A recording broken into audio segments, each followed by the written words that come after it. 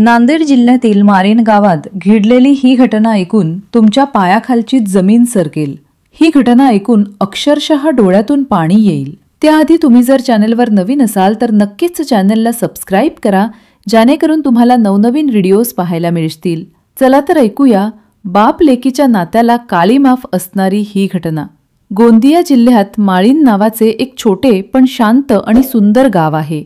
या गावातील माणसे एकमेकांमध्ये मिसळणारी, एकमेकांशी प्रेमाने वागणारी होती। याच गावात मोहन संभाजी वाघमारे हा त्याच्या कुटुंबांसोबत राहत होता। त्याच्या कुटुंबात त्याची बायको मोहिनी वाघमारे आणि त्याला एक 18 वर्षाची मुलगी होती। तिचे नाव निशा होते। मोहन हा गावातीलच MIDC कंपनीमध्ये काम करत होता। निशाला लहानपणापासून अभ्यासाची खूप आवड होती। ती नेहमी वर्गामध्ये प्रथम क्रमांक काढायची। तिने 10वी मध्ये बोर्ड परीक्षेमध्ये 90% मिळवून प्रथम क्रमांक काढले होते। एवढेच नाही तर तिने 12वी मध्ये सुद्धा 82% मिळवून कॉलेजमध्ये प्रथम क्रमांक मिळवला होता। खूप अभ्यास आणि कष्ट करून डॉक्टर बनून आपल्या आई-वडिलांचे नाव मोठे करायचे तिचे स्वप्न होते। यासाठीच ती रात्रंदिवस अभ्यास करत होती। तिचे आई-वडील सुद्धा तिला शिक्षण देण्यात कोणतीही कमी करत नव्हते। मोहन तर कंपनीमध्ये काम करून शेती सुद्धा करत होता। तो सकाळी शेतातील फळभाजी विकून निशाला शिक्षण देत होता।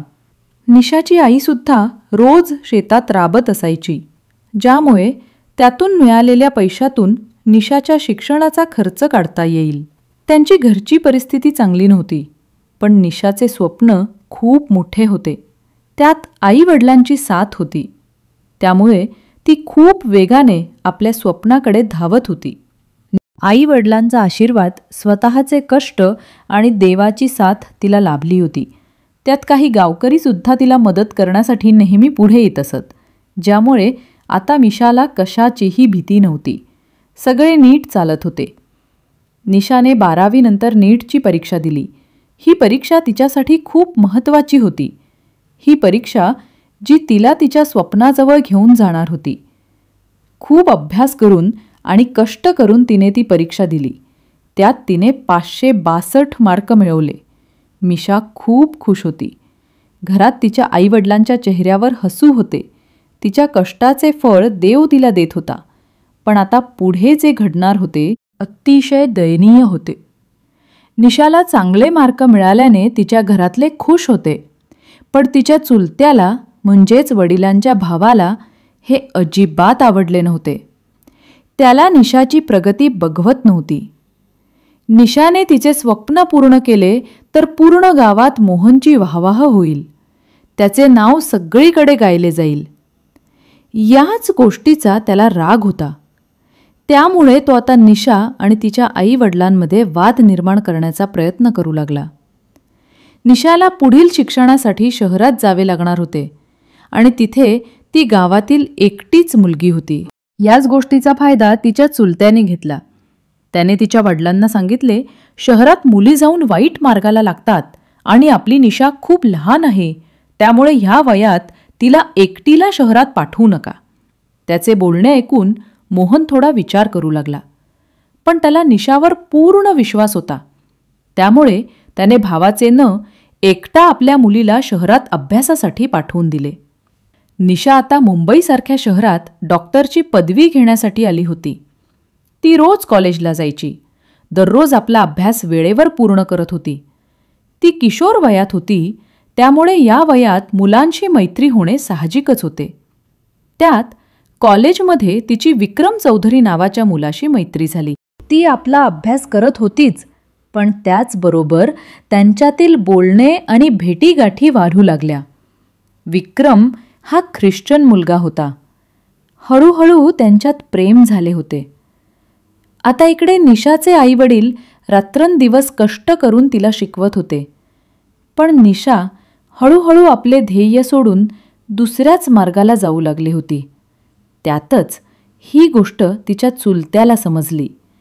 याच गोष्टीची तो वाट बघत होता।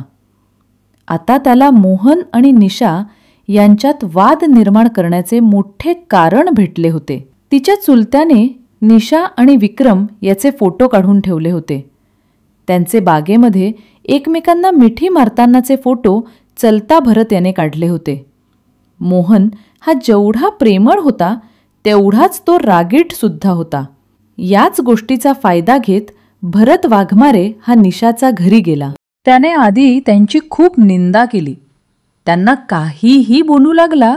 तो म्हणाला की मी आधीच सांगितले होते की निशाला शहरात पाठवू नका. तुमच्या निशाने अख्ख्या वाघमारे कुटुंबांचे नाव खराब केले आहे. त्यावर मोहन त्याला म्हणाला, तुम्ही काहीही बोलू नका. आम्हाला आमच्या मुलीवर विश्वास आहे आणि ती शहरात जाऊन कष्ट करत आहे. रात्रंदिवस अभ्यास करत आहे. ती एक दिवस नक्की डॉक्टर होईल. हे ऐकून भरत हसू लागला आणि त्याने तिचे फोटो मोहनला आणि त्याच्या बायकोला दाखवले आणि म्हणाला, आहे बघा, तुमच्या मुलीचे कष्ट हेच कष्ट करत आहे, ती शहरात राहून. भरत एवढ्यावरच थांबला नाही, तर त्याने तिचे फोटो वर स्टेटस ठेवून गावातील प्रत्येकाला दाखवले. त्यामुळे मोहनची गावामध्ये खूप बदनामी होऊ लागली. त्याला लोक खूप वाईट साईड बोलू लागली. नातेवाईक त्याला कॉल करून त्याची बदनामी करू लागले. शेजारी गावातील चौकात निशाची चर्चा करू लागले. या गोष्टीने मात्र मोहन प्रचंड संतापला. त्याला निशाचा खूप राग आला. त्याने निशाला यातले काहीही न विचारता घरी बोलावले. निशा घरी आली तेव्हा तिची आई घरी नव्हती. मोहनने तिला माहेरी पाठवले होते. मोहनने निशाला तिच्या प्रेम प्रकरणाबद्दल काहीही विचारले नाही. घरात तो दोघेच होते. त्याने तिला खोलीत घेतले आणि बेडवर बसवले आणि तिला दूध प्यायला दिले. वडिलांचे प्रेम बघून निशाने ते दूध पिले. निशाला तिचे वडील शांत दिसत होते म्हणून तिने त्यांना विचारले, बाबा काय झाले आहे, तुम्ही एवढे शांत का? तो रागात तिला म्हणाला, तू शहरात नक्की काय करतेस? ती म्हणाली, मी अभ्यास करते. बाबा. तेवढ्यात त्याने तिचे फोटो तिला दाखवले. ते फोटो बघतच ती दचकली आणि म्हणाली, हे फोटो तुम्हाला कोणी दिले? ती म्हणाली, तो फक्त माझा मित्र आहे बाबा, तुमचा काहीतरी गैरसमज झालाय. पण तेवढ्यात तिला उलटीसारखे वाटू लागली आणि अचानक तिने पिलेले सगळे दूध बाहेर काढले. मग तिला रक्ताच्या उलट्या होऊ लागल्या. काही वेळातच ती खाली कोसळली. ती वडिलांना हाक मारत होती, पण मोहन समोरून हे सगळे बघत होता. त्यानेच तिच्या दुधात विष मिसळले होते. ती तडफडत होती, पाणी मागत होती, पण मोहनच्या डोक्यात फक्त संताप होता. काही वेळात तिचे शरीर शांत पडले. मोहनला थोडेसुद्धा दुःख वाटत नव्हते. त्यानं तिचा मृतदेह घराच्या मागे पुरला. मोहनच्या मनात निशाबद्दल एवढा राग तिच्या चलत्यानेच तयार केला होता आणि आता तिला मोहनने संपवले हे समजताच त्याने ही बातमी पोलिसांना कळवली. पोलीस तात्काळ निशाच्या घरी पोहोचले. त्यांनी तपास सुरू केला. त्यांना घराच्या मागे माती विस्कटलेली दिसली. त्यांनी लगेच तिथे खोदले आणि त्यांना निशाचा मृतदेह सापडला. पोलिसांनी मोहनला ताब्यात घेतले. मोहनला पोलीस स्टेशनमध्ये चांगले जोडण्यात आले. मग शेवटी त्याने आपला गुन्हा कबूल केला.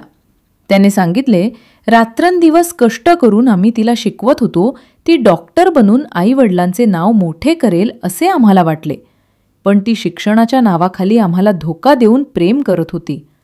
याच रागातून मी तिला दुधातून विष प्यायला दिले आणि तिला संपवले. घटनेने पोलीस सुद्धा आदरले होते. या घटनेतून आपल्याला मोठी शिकवण मिळते की गैरसमज, समाजाची भीती आणि नातेवाईकांचे विषारी बोलणे यामुळे कुटुंब उद्ध्वस्त होऊ शकते. लेकराने चूक केली असेल तरी त्याला समजावणे, विश्वास ठेवणे आणि संवाद साधणे हाच योग्य मार्ग आहे. लोक काय म्हणतील या भीतीतून आयुष्य संपवणे हा कधीच योग्य उपाय नाही. पालकांनी मुलांना मित्रासारखे समजून घ्यावे, तर मुलांनीही पालकांचा विश्वास न तोडता आपले स्वप्न पूर्ण करावे. विश्वास, संवाद आणि संयम हेच नात्याचे खरे बळ आहे. यामुळेच अशा दुःखद घटना टाळता येतात. या घटनेबद्दल तुम्हाला काय वाटते? तुमची प्रतिक्रिया नक्की कळवा. व्हिडिओ आवडला असेल तर लाईक करा आणि अशाच घटनांसाठी आपल्या चॅनलला सबस्क्राईब करा.